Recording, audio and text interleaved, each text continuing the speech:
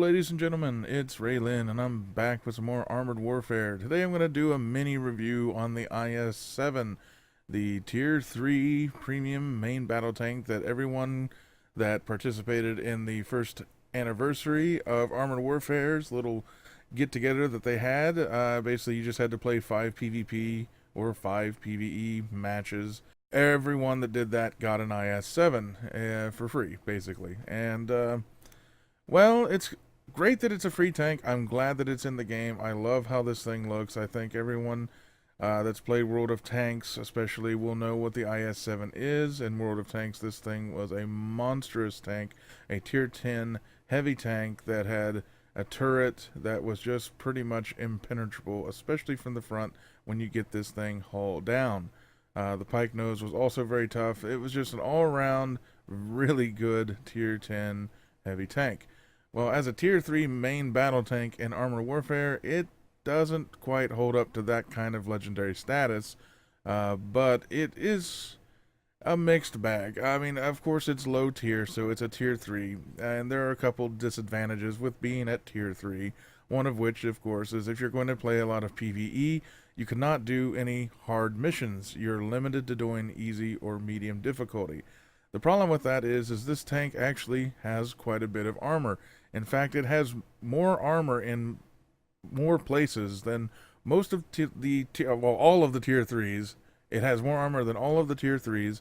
It has more armor in certain aspects than most of the Tier 4s and even the Tier 5s. So this tank could do very well in a hard mode. I wish it was a Tier 4 or even a Tier 5 tank. Just for that reason alone, because as a Tier 3, it's good, but it's not where, you like, say, the Object 430, the T-62 Veteran, or even the Type 59. It's just not quite as fun to play, and I'll get into the reasons why when we take a look here at the details. Now, obviously, you can't buy this tank in the store. You can't get this any other way than the little event they had for their 1-year anniversary. But it's possible that this tank will go on sale further down the road. It seems that special tanks seem to come and go, either out of the store or as part of a package deal.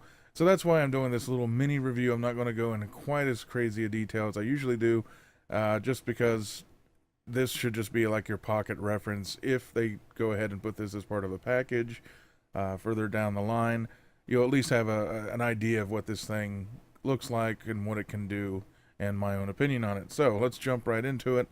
It is a Russian tank, of course, so the damage and penetration are well above Tier 3. I mean, this is close to Tier 4, I would say close in some cases to even Tier 5 levels of damage, and even the penetration is Tier 4-ish, 5-ish. So you've kind of got this mixed bag when it comes to this tank, because it's almost like it was a Tier 5 that they just kind of screwed down to Tier 3 for some reason. So the damage pen is very good for a Tier 3. The damage per minute isn't bad at 2,413. That's still well above most Tier 3, especially main battle tanks. The reload time, it's main battle tank reload time. I mean, anywhere from 7 seconds to 9 seconds I consider more like a normal main battle tank reload time. So, again, it's not bad. It's above average, but it's not, like, spectacular. Coming down to hit points, 1,580 is, again, above average. This is a reflection of one of my retrofits because it's the only retrofit that I could put in it for extra health. So this is about 10% higher than it naturally would have, but that's not too horrible. Even as a default, you're still looking around 1,500 health. For a Tier 3, that's a massive amount of health. Most of the other Tier 3s that you see down here don't even have this much health at all. But here's what makes the IS-7 the beast at Tier 3 that it really is. The hull armor, 150 in the front, 100 on the side and rear. That is humongous. None of the Tier 3s and most of the Tier 4 main battle tanks do not have this amount of armor on the hull, especially. This is a massive amount of armor for a Tier 3. Almost nothing is going to damage you, even if they hit your sides or even your rear. There are certain tanks that will go through you if you're not angled properly, but angled properly, almost nothing makes it through. And then, of course, the modifiers are all 1, so what you see is what you get, but they're not negatives and they're not less than 1, which is also good. The turret is where it really shines. Of course, the IS-7 is known for having this big bell-like impenetrable turret, and pretty much up to tier 5, 250 in the front, 240 on the side, and 100 at the rear of this turret is a huge, huge amount of armor for a tank at tier 3. It's a huge amount for tier 4 and 5. There are tier 4s and 5s, namely the Russian tanks, that do have more turret armor in the front, but sometimes the modifier is less than 1, so it's not nearly as effective. Or it'll be that it'll have a lot of armor in the front and nothing on the side and the rear. So this tank gets a pretty well-rounded turret, so to say, in many aspects, not as a pun, but as you can see, if you get hauled down with this tank, nothing is really going to be able to go through your turret from the front or even on the sides. The angles are just too steep all over this thing. It's an amazingly good haul down machine. The max speed is, again, it's a mixed bag with the max speed. 61.2 kilometers an hour seems great. I mean, that is well above main battle tank speeds. The problem is just like in World of Tanks, the ground resistances on the IS-7 seem really bad. You're not going to get to 61.2 kilometers an hour unless you throw this thing off a cliff. Now, it's not nearly as bad as World of Tanks. A slight decline over a hill or even on just a normal road will get you up to over 55 kilometers an hour with pretty relative ease. I mean, it doesn't go up to this just going by itself, but just give it a slight downhill and you will exceed your max speed pretty quick.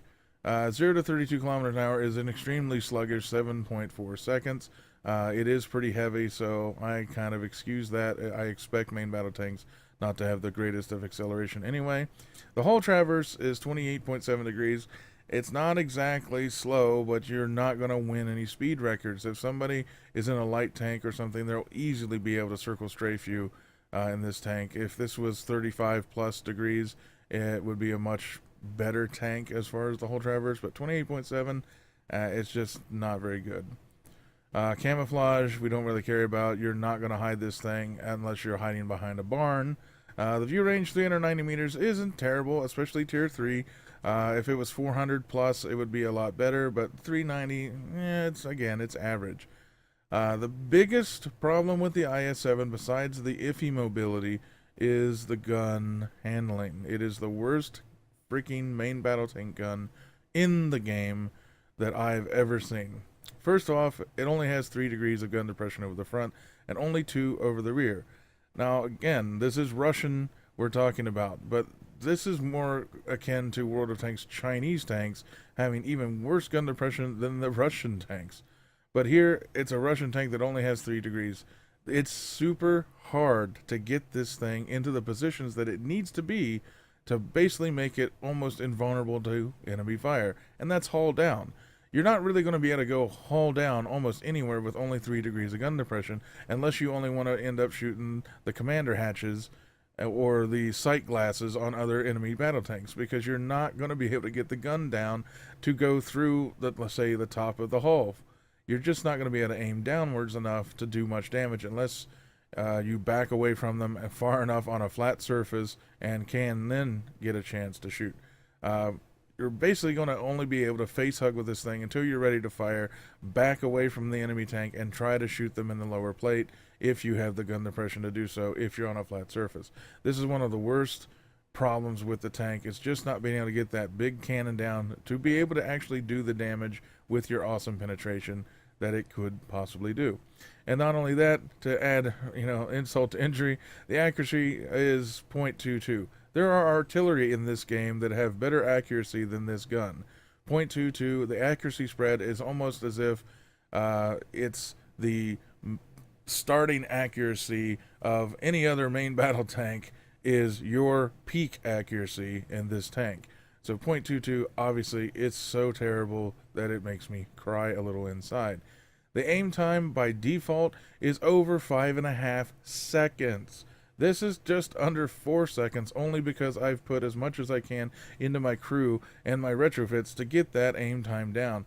By the time that you will have aimed on an enemy target, the rest of your team will have killed whatever you were aiming at, and so most of the time the damage you do is either going to be flat up front right in the face of the enemy tank so that none of your team can actually fire at your target, or you're taking shots without aiming. And considering it is the Hand of Stalin here, it is possible that you will hit more often than you will miss. But the aim time is, of course, terrible. And finally, even more insult, the turret traverse 18.87 degrees is horribly slow. You could actually spin your hull twice as fast as your turret. It's essentially hand cranked. And considering the size of this turret, that is forever. So you're going to have to turn your hull to actually get on any kind of target that's moving, and to try to lead your target far enough that that 4-second aim time won't hinder your shot too much, especially if you want some accuracy to go along with it. So that is the statistics on this tank. As you can see, it is above average in some areas and just completely below average in others. It's not a well-rounded package. It has good armor, it does damage, but the gun handling in this tank is so bad that it literally becomes almost unplayable, even if you get your retrofits in there, even if you start leveling up your crew. It's still, even maxed out, this tank is not going to do the things that you want it to do. It's fun in certain aspects because you can't do a hard mode, so nothing is really a threat to you on the battlefield, but it's sluggish, except in a straight line and going downhill. It does good damage if you can hit your damn target, and it's basically impenetrable from the front if you can go hull down. Artillery, of course, will still like shooting you in the top, especially in the rear, but other than that, it's hard for me to say, yeah, get this tank if they put it into a package deal, because it's really not worth the package deal. If it comes out and they sell it as like a $5 tank, because it is only a tier 3, then yeah, I'd spend $5 on it, but honestly not much more than that unless you're a tank collector. There's just absolutely no reason to go out of your way to try to pick this tank up if they put it back into the game where you can just buy it. If they include it with 5 more tanks that are all tier 3 or 4 or something like that, okay, sure. You know, if you're going to get that many tanks for $50 or something, then sure. I'll keep an eye out. If they do put this back in the game at some point for sale, I'll probably pop on and let you guys know, hey, it's up there, it's a good price, go for it, or hell no, stay the hell away, it's not worth it. I'm glad it was a free tank. If you got it for free, there's probably very little to really complain about. It looks nice. You can have a little bit of fun driving it around and showing off, the classic look from World of Tanks. But as a tank itself, it's very much not really worth your time, to be honest. So yeah, let's take a look at the commander and crew and whatnot real quick. Of course, I'm using Maximilian because, hey, it's a premium tank. I want him to give me more premium stuff. So let's go skip right to the crew. Now, this is kind of neat. You have 2 gunners in this, so yeah, it's going to help you out, but it's also going to use up all your stuff. Right off the bat, I take off-road driving. The acceleration on this tank is crap. I mean, it's over 8.5 seconds unless you start training your crew with some acceleration here with off-road driving. So that's exactly what I'm going to do. Probably take smooth ride as my next one. The accuracy while moving improved, because you do move a lot because it is a heavy tank, and even the slightest movement, even just slightly forward or backwards if you're face hugging an enemy tank, is enough to throw that gigantic reticle off and make it impossible to aim for weak points. Quick draw on the gunner here. Aim speed improved by 10%. Holy shit, yes. You have to get the aim speed improved on this. It is incredibly long aim time. And then maybe, I would say maybe do the twist is very important. You're going to have to get do the twist and probably spin to win. You got to get your hull traverse speed up. You need to get your turret traverse speed up as well, because both of those are extremely slow by default, so that's where we're going to go. And as you can see, rapid fire, rate of fire increased by 1.3%. The reload speed is a bit long by default. Getting that rate of fire up there so that your reload goes down is, of course, incredibly helpful. The problem with having both of these gunners, though, is that you can take rate of fire and the ammo swap speed improved by 10%.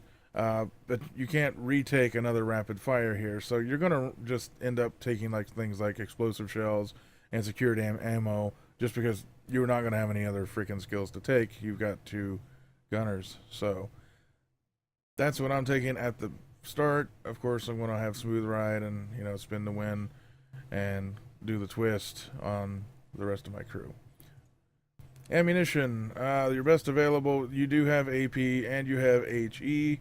I'm not sure why you would ever take the HE. I'm just kind of throwing it in there because you do have a maximum of 44 shells. You're not going to go through all of your ammunition. The matches just don't last long enough on medium difficulty.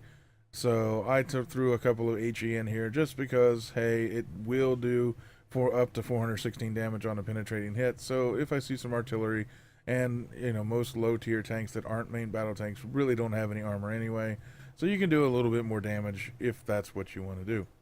Consumables, yeah, I know I'm a glutton for punishment. I take spare parts, the energy drink, and medical kit. As always, I want the best for my crew and for my tank's performance. You don't get anything else other than the low tier field maintenance kit to take, so if you're doing any kind of PvE, definitely throw that on there. You're going to need it if you take some major damage. This tank can, because of the turret being so tough, but the gun is not nearly as tough, so you might want to have the spare parts there to help repair speed, and if you need to, you can repair your gun. This tank with a broken gun has about a 9-second aim time, just so you know that is why I suggest definitely make sure you have some spare parts with you. Retrofits. Unfortunately, you've only got 2 to choose from, and only one is a universal slot. The other is an armor slot, as if this tank needed more health and more armor. So, of course, internal hull reinforcement is the best thing you can do. It's pure health. It's a pure survivability increase, so I take the best for that. And the gyroscopic stabilizers, you need your aim time to go down and your rate of fire, your reload speed to go up. So, of course, I'm taking gyroscopic stabilizers. If you want more damage, you could go with the experimental propellant, of course. You could do more damage and get the aim time with, with the magnetic actuator if you wanted. Anything that you guys want. This is what I'm taking, and that's all there is to say about that. So, overall, the IS-7, okay tank, free tank, for a free tank, really good, really fun. If you were thinking that you're going to get a really amazing tank, no. Tier 4s are a little bit better because you can pick hard difficulty when you do the PvE missions, thus giving you more things to shoot at. You can do more damage. You can feel more in the battle.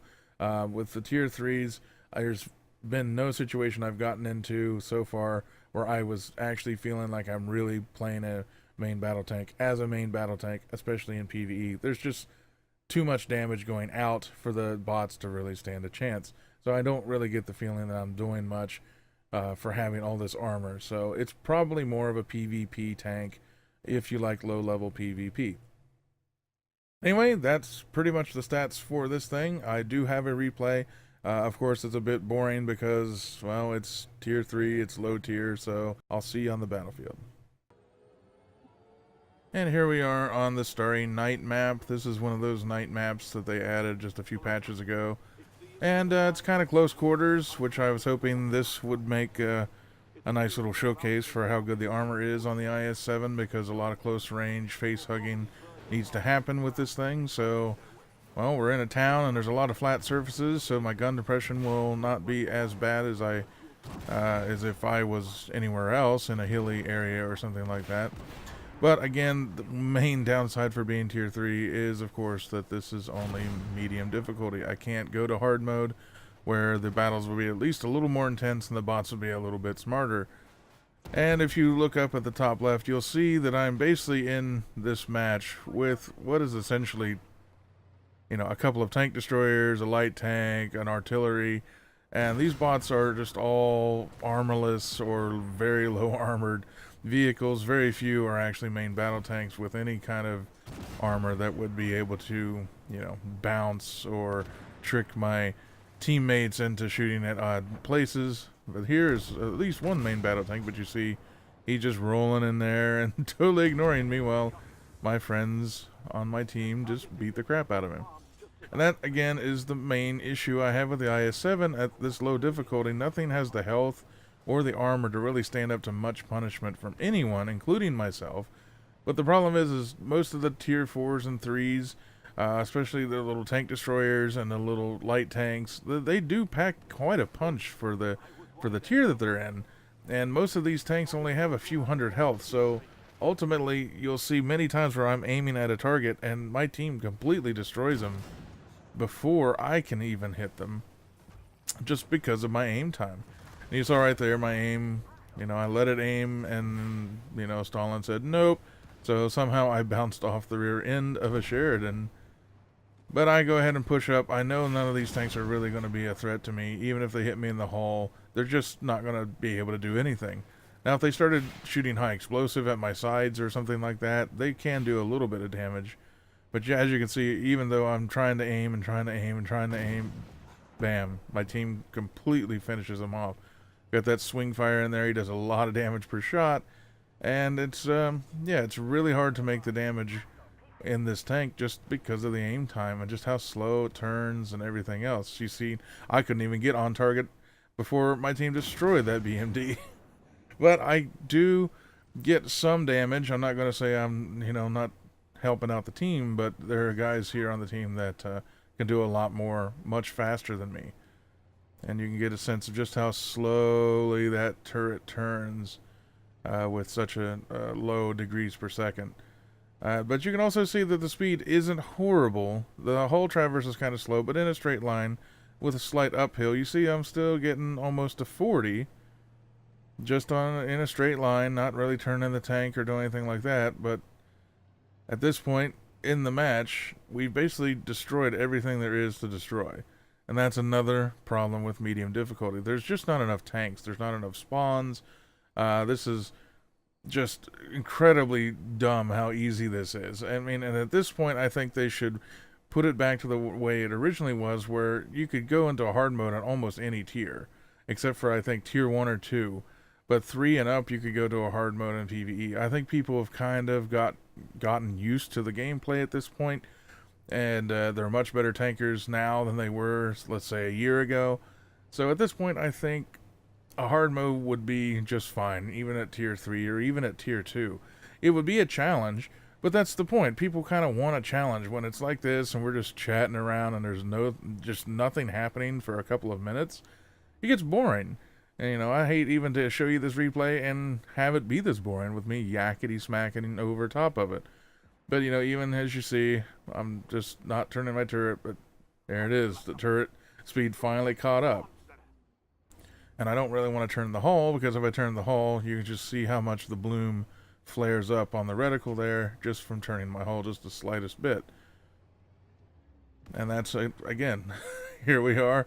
I'm seeing tanks spawn, and I'm seeing them pop up on the radar, but before I can even get into a position where I might be able to do some damage, most of the time, they've already done a lot of damage to it. Now, that was a main battle tank here, the M60, and so I actually got a shot in on him, and got 2 shots in on him, believe it or not, just because from the distances that my team was firing, they actually bounced a few shots off of his turret.